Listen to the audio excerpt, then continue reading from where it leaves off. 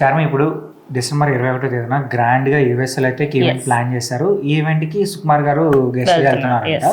So అలానే 27వ తేదీ కూడా ఒక ఈవెంట్ ఉండబోతుంది. ఆ ఈవెంట్ లో ట్రైలర్ రిలీజ్ చేయబోతున్నారు కూడా తెలుస్తుంది. సో ఆ ఈవెంట్ ఎక్కడ జరగచ్చు, ఎవరు గెస్ట్ గా రావచ్చు అని మీరు అనుకుంటున్నారు? డిపెండ్స్ అండి, ఎందుకంటే ఇంకా ప్లేస్ అయితే ఎగ్జాక్ట్ ఏం తెలియదు. బట్ గెస్ట్ మాత్రం ఖచ్చితంగా చిరంజీవి వస్తారు డిసెంబర్ 27th రోజు జరిగేదానికి సంబంధించి. అయితే దాని తర్వాత ఇంకో ఈవెంట్ కూడా ఉంది, ఇంకా శంకర్ గారు ఆయన హవా చూపించాలని చెప్పేసి అది హైదరాబాద్ లో జరిగే అవకాశాలు ఉన్నాయని కూడా వినిపిస్తుంది. మరి మన హైదరాబాద్ లో ఇస్తారంటారా పర్మిషన్? ఇప్పుడు ఏదో పెద్ద రిస్ట్రిక్షన్స్, చాలా రిస్ట్రిక్షన్స్ ఉన్నాయి. బట్ చిన్నగా ఈవెంట్ పెట్టే అవకాశాలు ఉన్నాయి. మొన్న పోలీస్ గ్రౌండ్ లో పెట్టినట్టు చిన్నగా అసలు గ్యాదర్ చేయనట్లేదు. మొన్న కూడా ఒక న్యూస్ వచ్చింది, ఎక్కడన్నా 5-6 మంది కన్నా ఎక్కువ కనిపించినా కూడా కొట్టేస్తున్నారు. ఎందుకంటే సిచ్యువేషన్ అట్లా అయిపోయింది. ఎక్కడ తొక్కి స్లాట్ అవుతుందో తెలియదు, ఎవరికి ఎలాంటి హాని జరుగుతుందో తెలియదు. చిన్నదైనా పెద్దదైనా ప్రాణమే ఖచ్చితంగా. సో అందుకోసం అని చెప్పి తెలంగాణ గవర్నమెంట్ కి ఈ విషయంలో నేను హ్యాట్స్ ఆఫ్ చెప్తా. దీనివల్ల ఒక మంచి జరుగుతుంది. ఎవరెవరైతే చప్రీలు వీళ్ళందరూ అక్కడికి వచ్చి అమ్మాయిలను హెరాస్ చేయడమే కానివ్వండి, అమ్మాయిల మీద పడ్డము, లేకపోతే తొక్కిసలాటలు జరగడం, చిన్నపిల్లల గాయాలు, ఇవన్నీ ఆగిపోతాయి.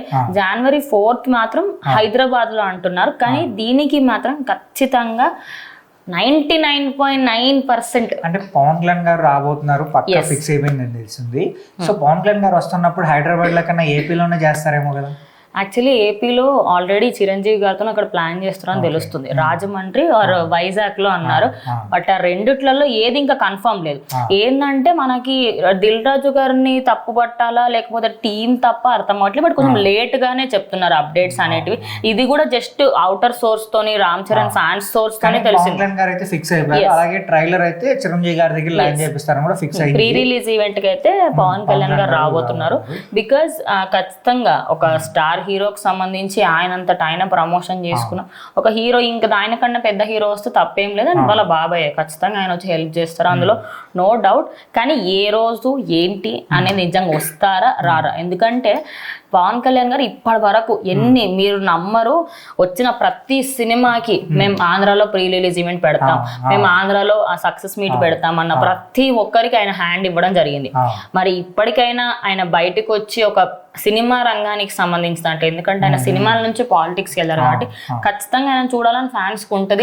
ఈసారి అయినా వస్తే బాగుంటుంది. If in case pre release event పెట్టారు, పవన్ కళ్యాణ్ గారు వచ్చారంటే, పవన్ కళ్యాణ్ గారు అలాగే రామ్ చరణ్ గారు, చిరంజీవి గారు ఒక్క స్టేజ్ పైన ఆ ఫ్రేమ్ చూసుకుంటూ అభిమానులు చాలా రోజులు బతికేస్తారు. ఆ ఒక్క ఫ్రేమ్ చూడడానికి అంటే ప్రీవియస్ చూసారు, బట్ మళ్ళీ ఇప్పుడు చూడడానికి కూడా వాళ్ళు వెయిట్ చేస్తా ఉంటారు. ఎందుకంటే ఆ ఒక ఫ్రేమ్ లో ఎట్లా అంటే ఎప్పుడో అమాస పున్నానికి ఒకసారి ఒక ఫోటో దొరుకుతుంది.